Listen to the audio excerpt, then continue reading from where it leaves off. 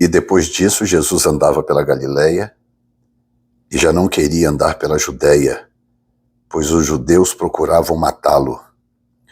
E estava a próxima festa dos judeus, chamadas de Festa dos Tabernáculos.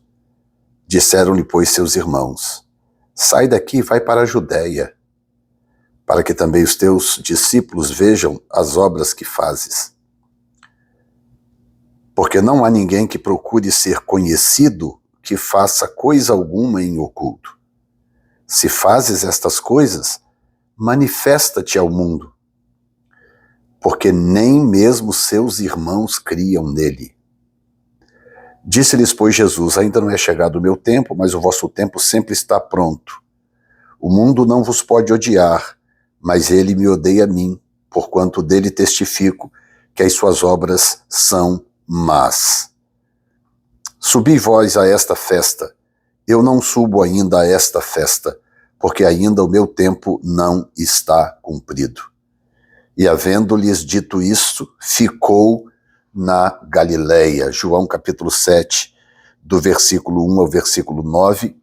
Nós entramos num novo capítulo agora, e você pode observar que o capítulo 7 representa uma mudança de comportamento no status quo, porque o versículo 1 diz que depois disso Jesus andava pela Galileia e já não podia andar pela Judéia, onde está Jerusalém, né? Pois os judeus procuravam matá-lo. Então o capítulo 7 é uma guinada, é uma mudança na situação, naquilo que eu estou chamando de status quo, porque Jesus já havia provocado a ira desses judeus a tal ponto, porque agora já estava havendo sérios riscos de morte. Lembrando que tudo isso Jesus fazia conscientemente. Ele levou essa situação até o capítulo 11, que é quando ele ressuscitou Lázaro, e ele sabia que a ressurreição de Lázaro seria a sua sentença de morte. Ele tinha consciência disso. Tanto que quando tentaram matá-lo antes, ele evitou com muita facilidade, porque ele tinha o controle dessa situação. O Pai com ele, o Espírito Santo sobre ele, e ele com a sua própria vontade de cumprir os intentos do Pai, ele controlava a situação. Então, tudo isso que nós lemos, por exemplo, no capítulo 6, todo aquele discurso de Jesus, quando ele ataca os judeus, quando ele fala claramente que ele é o filho do Pai, enviado do Pai, quando ele diz que a sua carne precisa ser comida, que é o pão, e que o seu sangue precisa ser bebido, que depois ele revela para os seus discípulos serem o vinho, né, simbolizando isto. Então, tudo isto causou ira nos judeus, porque tudo isso soava como blasfêmia. Como que um homem, um ser humano sabe, carne, pele e osso, um ser humano normal como nós, 2 pernas, 2 braços, está aqui andando entre nós aqui, usando roupa, comendo, bebendo, dormindo, como que esse homem diz essas loucuras? Então aquilo soava como blasfêmia. E olha, glória a Deus que nós estamos vivendo muitos séculos depois, 2 milênios depois, porque eu não sei se nós creríamos em Jesus se nós estivéssemos lá pessoalmente como esses discípulos creram, e eu vou agora falar um pouco sobre isso para vocês poderem entender o milagre que foi, né, o mover extraordinário que foi dos seus discípulos, pelo menos os 11 que permaneceram, de crerem em Jesus a ponto de arriscar suas vidas. Porque quando a gente olha hoje para trás e a gente vê o Jesus como a gente vê hoje, o Jesus mítico, o Jesus sobrenatural, o Jesus já morto e já ressuscitado, o Jesus já assunto aos céus, o Jesus que apareceu para mim, que apareceu para você, que revelou a sua graça a mim, a você, que nos salvou, que nos resgatou. Hoje, quando a gente olha para esse Jesus, a gente não tem problema, não tem dificuldade.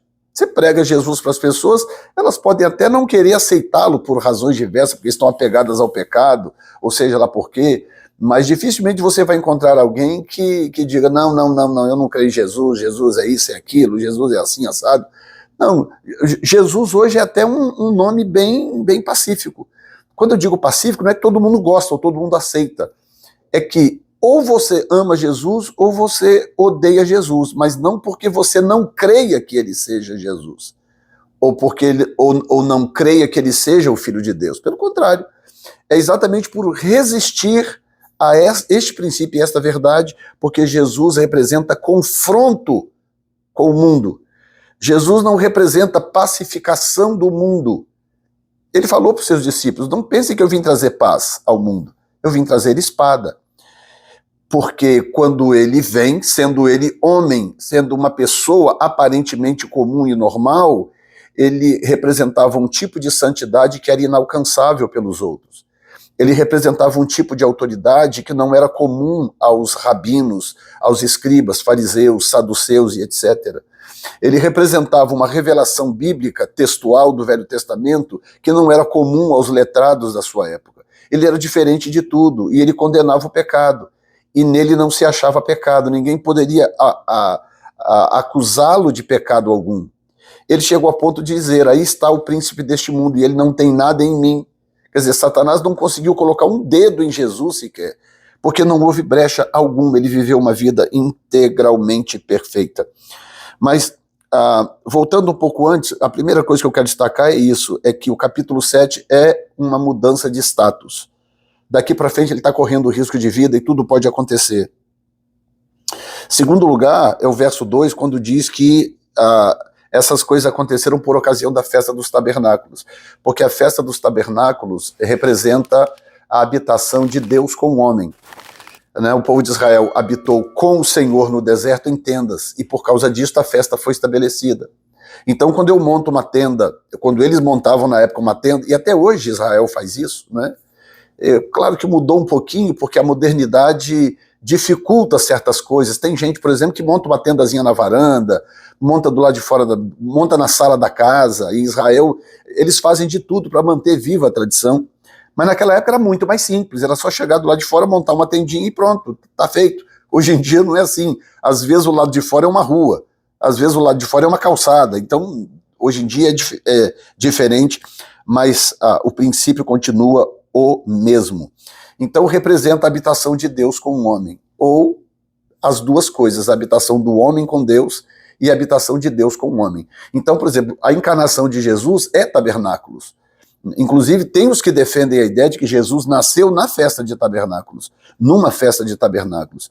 São duas teses. Uma é que ele teria nascido na festa de Pentecostes, que é quando a palavra se tornou pedra, né? Quando a palavra foi escrita na pedra, então o que era etéreo, né, tornou-se palpável, sólido, os mandamentos escritos em pedra. Então, existe um argumento de que Jesus teria nascido na festa de Pentecostes, mas tem um outro argumento muito forte de que ele teria nascido na festa de tabernáculos. As duas coisas fazem muito sentido, para dizer a verdade. Então, isso tem a ver com a habitação de Deus com o homem. Portanto, quando os irmãos dizem, vamos para a festa, não é? Jesus fala, não, vocês podem ir, não chegou o meu tempo. O tempo de vocês está sempre aí, o meu ainda não.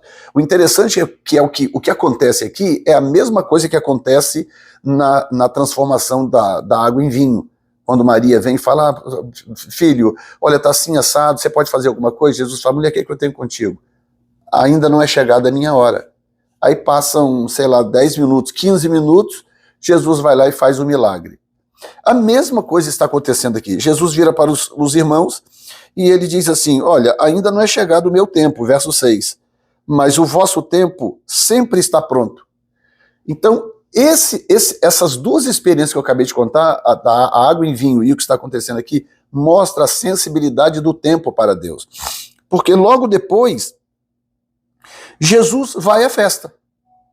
Quer dizer, não era o tempo dele ir com os seus irmãos. O tempo dele não era naquele momento, mas o tempo dele chega logo depois ele vai.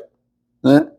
Aí no verso 10 diz, mas quando seus irmãos já tinham subido à festa, então subiu ele também, não manifestamente, mas como que em oculto. Então ele não queria ir com os seus irmãos. Ele não queria, porque eram seus irmãos em termos, né? porque no fundo, não eram irmãos de fato, né? Jesus não tinha pai, Jesus não nasceu de uma relação sexual entre José e Maria. Não, ele foi plantado no útero de Maria e ele nasceu do pai. E Jesus é filho do pai. Então, essa relação de irmandade era uma relação como que meio que pro forma para Jesus, embora os irmãos não, pelo jeito, não acreditaram na história do anjo, gravidez sobrenatural e tal. Os irmãos, pelo jeito, não acreditaram, porque havia claramente um desconforto. Porque certamente Maria deve ter passado a vida inteira dizendo, olha, o seu irmão é o Messias, um anjo apareceu para mim, eu engravidei sem conhecer, sem me relacionar com seu pai, é algo sobrenatural, Gabriel falou comigo, e a vida inteira aquilo. O que acontece numa família quando irmãos percebem que um dos irmãos é privilegiado, é tratado de uma forma diferente, os pais demonstram uma diferença, né, em termos de destino para um em detrimento ao outro?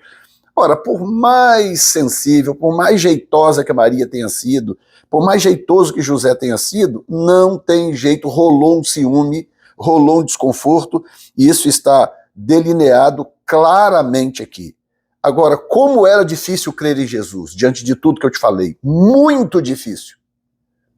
Jesus veio para trazer ruptura. Jesus não é o que muita gente pensa quando a gente ouve por aí, não, olha, é a igreja de hoje, Jesus é amor, gente, é amor. E fica essa coisa de amor, como se Jesus fosse uma amebazinha que não tivesse vontade, não tivesse juízo, não tivesse opinião. Muita gente hoje que está dentro das igrejas, aí por aí afora, e dizendo que é crente porque Jesus é amor, não teria crido nele lá atrás, 2000 anos atrás.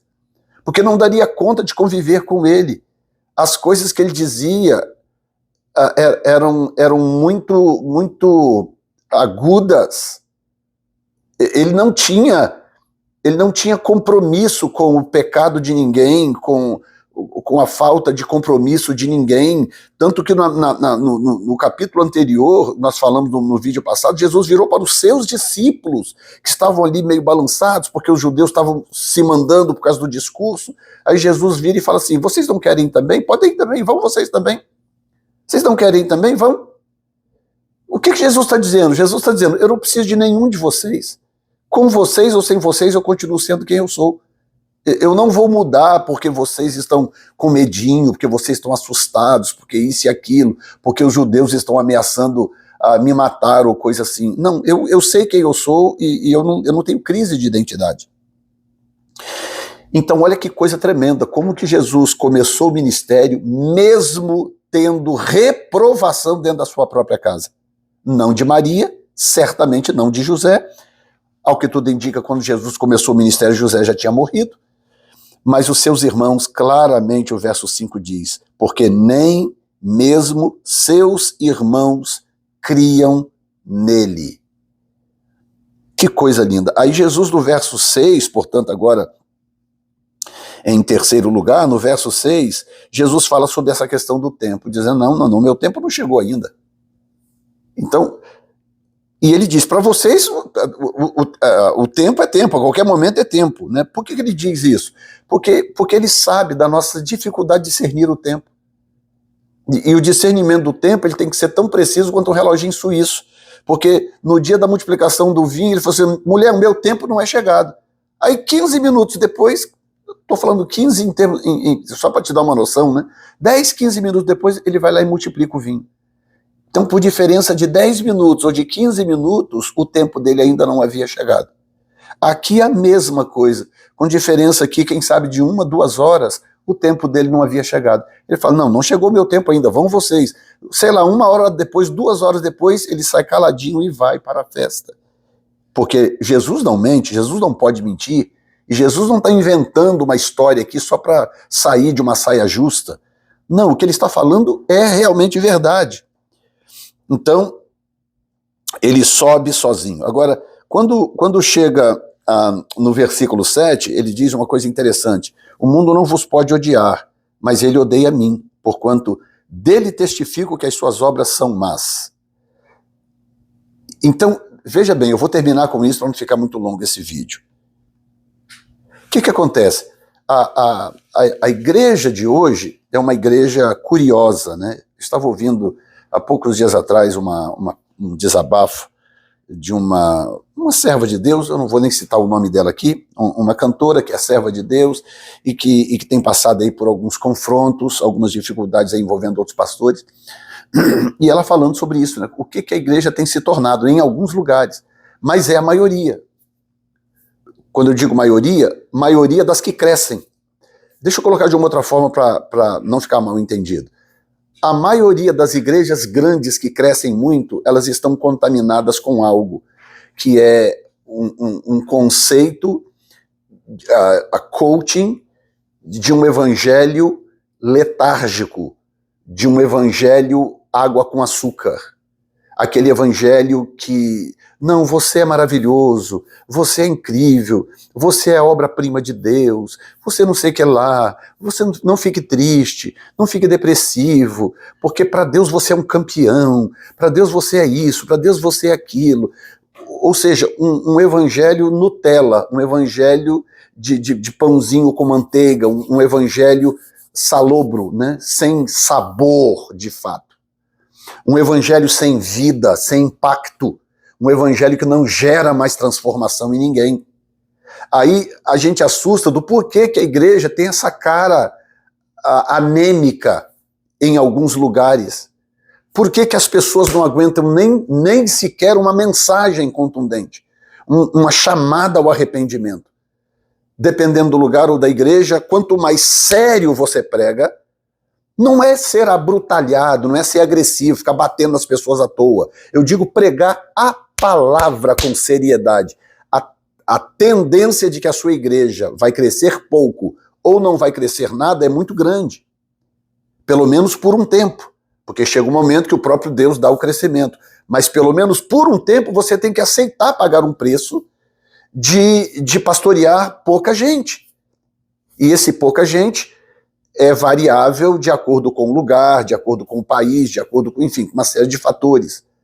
Agora, você pega aí uns pregadores de água com açúcar, aqueles massageadores de ego, que fica ali pregando, massageando o ego das pessoas, elas estão pregando para milhares e milhares e milhares. São os canais nas redes sociais que mais explodem de crescer, porque as pessoas estão em busca de uma caricatura de Jesus e não desse Jesus aqui que eu estou dizendo. O mundo não vos pode odiar, mas ele odeia a mim, porquanto dele testifico que as suas obras são más. O que Jesus está dizendo? Jesus está dizendo, não haverá pacificação entre eu e o mundo. Se você quiser me servir, não adianta você procurar pacificação entre eu e o mundo. Nunca haverá pacificação entre eu e o mundo. Haverá pacificação entre eu e a minha igreja. As portas do inferno não prevalecerão contra ela. Mas o mundo sempre vai me odiar, porque eu sempre testificarei das suas obras que são más. Então, fiquemos atentos, muito cuidado para não comprarmos esse evangelho letárgico, insosso que tem por aí, porque esse não é o evangelho verdadeiro, o evangelho que Jesus nos mandou pregar.